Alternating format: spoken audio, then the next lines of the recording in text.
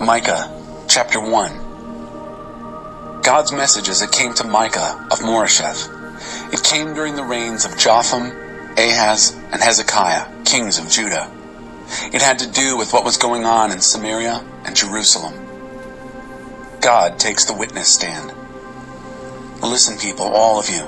Listen, earth and everyone in it. The Master, God, takes the witness stand against you. The Master from his holy temple.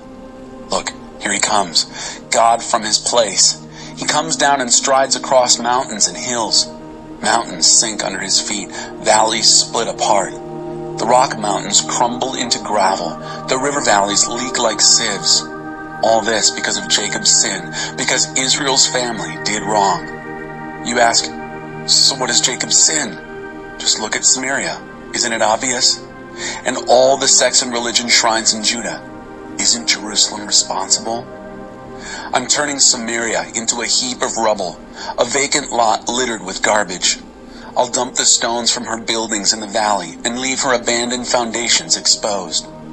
All her carved and cast gods and goddesses will be sold for stove wood and scrap metal. All her sacred fertility groves burned to the ground. All the sticks and stones she worshipped as gods, destroyed. These were her earnings from her life as a whore. This is what happens to the fees of a whore. This is why I lament and mourn. This is why I go around in rags and barefoot.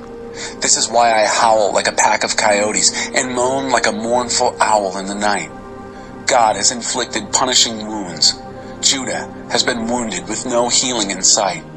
Judgment has marched through the city gates. Jerusalem must face the charges. Don't gossip about this in Telltown. Don't waste your tears. In Dustville, roll in the dust. In Alarm Town, the alarm is sounded. The citizens of Exitburg will never get out alive. Lament, last stand city. There's nothing in you left standing. The villagers of Bittertown wait in vain for sweet peace. Harsh judgment has come from God and entered Peace City. All you who live in Chariotville, get in your chariots for flight. You led the daughter of Zion into trusting not God, but chariots. Similar sins in Israel also got their start in you. Go ahead and give your goodbye gifts to Goodbyeville.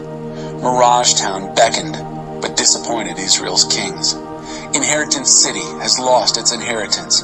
Glory Town has seen its last of glory.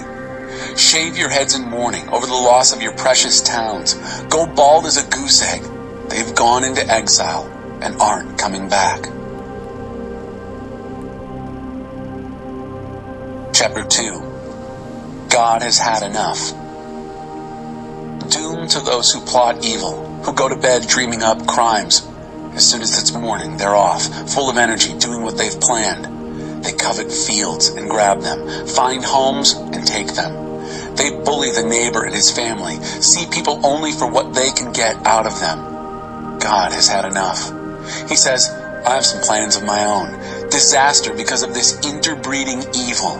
Your necks are on the line. You're not walking away from this. It's doomsday for you. Mocking ballads will be sung of you, and you yourselves will sing the blues. Our lives are ruined, our homes and lands auctioned off. They take everything, leave us nothing. All is sold to the highest bidder. And there'll be no one to stand up for you, no one to speak for you before God and his jury. Don't preach, say the preachers. Don't preach such stuff. Nothing bad will happen to us. Talk like this to the family of Jacob. Does God lose his temper? Is this the way he acts? Isn't he on the side of good people? Doesn't he help those who help themselves? What do you mean, good people? You're the enemy of my people. You rob unsuspecting people out for an evening stroll. You take their coats off their backs like soldiers who plunder the defenseless. You drive the women of my people out of their ample homes. You make victims of the children and leave them vulnerable to violence and vice. Get out of here, the lot of you. You can't take it easy here. You've polluted this place, and now you're polluted, ruined. If someone showed up with a good smile and glib tongue and told lies from morning to night, I'll preach sermons that will tell you how you can get anything you want from God. More money, the best wines, you name it. You'd hire him on the spot as your preacher. I'm calling a meeting, Jacob. I want everyone back, all the survivors of Israel. I'll get them together in one place, like sheep in a fold, like cattle in a corral, a milling throng of homebound people. Then I, God, will burst all confinements and lead them out into the open. They'll follow their king. I will be out in front, leading them. Chapter 3. Haters of good, lovers of evil. Then I said, listen, leaders of Jacob, leaders of Israel, don't you know anything of justice? Haters of good, lovers of evil. Isn't justice in your job description? But you skin my people alive. You rip the meat off their bones. You break up the bones, chop the meat, and throw it in a pot for cannibal stew. The time's coming, though, when these same leaders will cry out for help to God, but he won't listen. He'll turn his face the other way because of their history of evil. Here is God's message to the prophets, the preachers who lie to my people. For as long as they're well paid and well fed, the prophets preach, isn't life wonderful? Peace to all. But if you don't pay up and jump on their bandwagon, their God bless you turns into God damn you. Therefore, you're going blind. You'll see nothing. You'll live in deep shadows and know nothing. The sun has set on the prophets. They've had their day. From now on, it's night. Visionaries will be confused. Experts will be all mixed up. They'll hide behind their reputations and make lame excuses to cover up their God ignorance. But me, I'm filled with God's power, filled with God's spirit of justice and strength, ready to confront Jacob's crime and Israel's sin. The leaders of Jacob and the leaders of Israel are leaders contemptuous of justice, who twist and distort right living, leaders who build Zion by killing people, who expand Jerusalem by committing crimes. Judges sell verdicts to the highest bidder, priests mass market their teaching, prophets preach for high fees, all the while posturing and pretending dependence on God. We've got God on our side. He'll protect us from disaster. Because of people like you, Zion will be turned back into farmland. Jerusalem end up as a pile of rubble. And instead of the temple on the mountain, a few scraggly scrub pines. Chapter 4. The making of God's people. But when all is said and done, God's temple on the mountain, firmly fixed, will dominate all mountains, towering above surrounding hills. People will stream to it, and many nations set out for it, saying, come, let's climb God's mountain. Let's go to the temple of Jacob's God. He will teach us how to live. We'll know how to live God's way. True teaching will issue from Zion, God's revelation from Jerusalem. He'll establish justice in the rabble of nations and settle disputes in faraway places. They'll trade in their swords for shovels, their spears for rakes and hoes. Nations will quit fighting each other, quit learning how to kill one another. Each man will sit under his own shade tree. Each woman, in safety, will tend her own garden. God of the angel army says so, and he means what he says. Meanwhile, all the other people live however they wish, picking and choosing their gods. But we live honoring God, and we're loyal to our God forever and ever. On that great day, God says, I will round up all the hurt and homeless, everyone I have bruised or banished. I will transform the battered into a company of the elite. I will make a strong nation out of the long lost, a showcase exhibit of God's rule in action, as I rule from Mount Zion, from here to eternity. And you stragglers around Jerusalem, eking out a living in shanty towns, the glory that once was will be again. Jerusalem's daughter will be the kingdom center. So why the doomsday hysterics? You still have a king, don't you? But maybe he's not doing his job, and you're panicked like a woman in labor. Well, go ahead, twist and scream, daughter Jerusalem. You are like a woman in childbirth. You'll soon be out of the city, on your way, and camping in the open country. And then you'll arrive in Babylon. What you lost in Jerusalem will be found in Babylon. God will give you new life again. He'll redeem you from your enemies. But for right now, They're ganged up against you, many godless peoples, saying, "Kick her when she's down, violate her. We want to see Zion grovel in the dirt." These blasphemers have no idea what God is thinking and doing in this. They don't know that this is the making of God's people, that they are wheat being threshed, gold being refined. On your feet, daughter of Zion. Be threshed of chaff, be refined of dross. I'm remaking you into a people invincible, into God's juggernaut to crush the godless peoples. You'll bring their plunder as holy offerings to God, their wealth to the master of the earth. Chapter 5. The leader who will shepherd rule Israel. But for now, prepare for the worst, victim daughter. The siege is set against us. They humiliate Israel's king, slapping him around like a rag doll. But you, Bethlehem, David's country, the runt of the litter, from you will come the leader who will shepherd rule Israel. He'll be no upstart, no pretender. His family tree is ancient and distinguished. Meanwhile, Israel will be in foster homes until the birth pangs are over and the child is born, and the scattered brothers come back home to the family of Israel.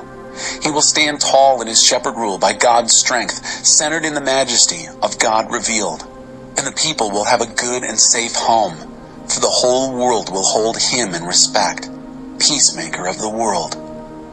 And if some bullying Assyrian shows up, invades and violates our land, don't worry. We'll put him in his place, send him packing, and watch his every move. Shepherd rule will extend as far as needed to Assyria and all other Nimrod bullies. Our shepherd ruler will save us from old or new enemies, from anyone who invades or violates our land. The purged and select company of Jacob will be like an island in the sea of peoples. They'll be like dew from God, like summer showers, not mentioned in the weather forecast, not subject to calculation or control. Yes, the purged and select company of Jacob will be like an island in the sea of peoples, like the king of beasts among wild beasts, like a young lion loose in a flock of sheep, killing and devouring the lambs and no one able to stop him. With your arms raised in triumph over your foes, your enemies will be no more. The day is coming, God's decree, when there will be no more war. None. I'll slaughter your war horses and demolish your chariots. I'll dismantle military posts and level your fortifications. I'll abolish your religious black markets, your underworld traffic in black magic. I will smash your carved and cast gods and chop down your phallic posts. No more taking control of the world, worshiping what you do or make. I'll root out your sacred sex and power centers and destroy the God-defiant. In raging anger, I'll make a clean sweep of godless nations who haven't listened.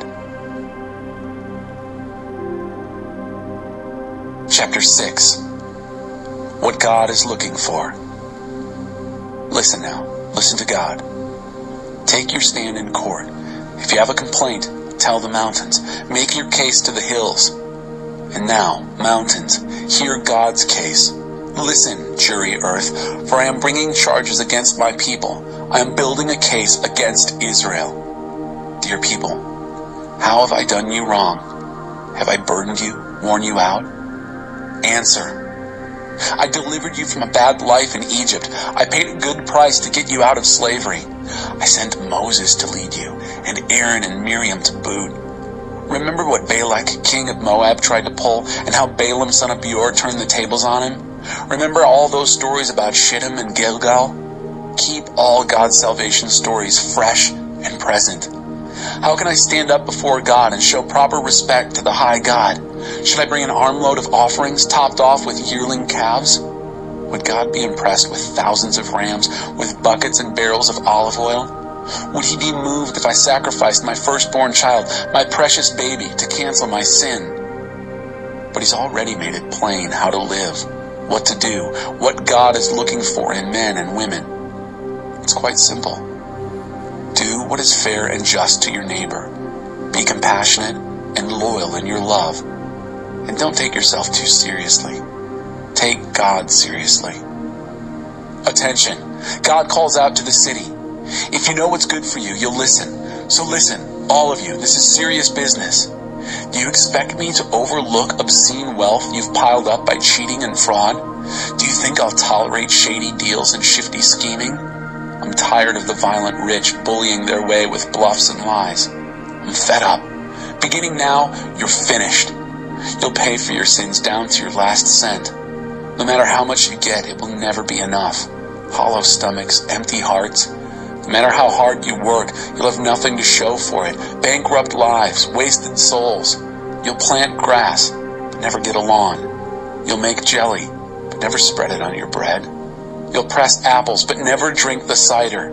You have lived by the standards of your king, Omri, the decadent lifestyle of the family of Ahab. Because you've slavishly followed their fashions, I'm forcing you into bankruptcy. Your way of life will be laughed at, a tasteless joke. Your lives will be derided as futile and fake. Chapter 7. Stick around to see what God will do. I'm overwhelmed with sorrow, sunk in a swamp of despair. I'm like someone who goes to the garden to pick cabbages and carrots and corn, and returns empty-handed, finds nothing for soup or sandwich or salad. There's not a decent person in sight. Right living humans are extinct. They're all out for one another's blood, animals preying on each other. They've all become experts in evil. Corrupt leaders demand bribes. The powerful rich make sure they get what they want. The best and brightest are thistles. The top of the line is crabgrass. But no longer. It's exam time. Look at them slinking away in disgrace. Don't trust your neighbor. Don't confide in your friend. Watch your words, even with your spouse. Neighborhoods and families are falling to pieces. The closer they are, sons, daughters, in-laws, the worse they can be. Your own family is the enemy. But me, I'm not giving up. I'm sticking around to see what God will do. I'm waiting for God to make things right. I'm counting on God to listen to me. Spreading your wings. Don't, enemy, crow over me. I'm down, but I'm not out. I'm sitting in the dark right now, but God is my light. I can take God's punishing rage. I deserve it. I sinned. But it's not forever. He's on my side and is going to get me out of this. He'll turn on the lights and show me his ways. I'll see the whole picture and how right he is. My enemy will see it too. And be discredited. Yes, disgraced. This enemy who kept taunting. So where is this God of yours? I'm going to see it with these, my own eyes. My enemy disgraced. Trash in the gutter. Oh, that will be a day. A day for rebuilding your city. A day for stretching your arms, spreading your wings. All your dispersed and scattered people will come back, old friends and family from faraway places, from Assyria in the east to Egypt in the west, from across the seas and out of the mountains. But there'll be a reversal for everyone else. Massive depopulation because of the way they lived, the things they did. Shepherd, oh God, your people with your staff, your dear and precious flock, uniquely yours in a grove of trees centered in lotus land. Let them graze in lush Bashan, as in the old days in green Gilead. Reproduce the miracle wonders of our exodus from Egypt and the godless nations. Put them in their place, humiliated in their arrogance, speechless and clueless. Make them slink like snakes, crawl like cockroaches, come out of their holes from under their rocks, and face our God. Fill them with holy fear and trembling. Where is the God who can compare with you, wiping the slate clean of guilt, turning a blind eye, a deaf ear, to the past sins of your purged and precious people? You don't nurse your anger, and don't stay angry long. For mercy is your specialty. That's what you love most. And compassion is on its way to us. You'll stamp out our wrongdoing. You'll sink our sins to the bottom of the ocean.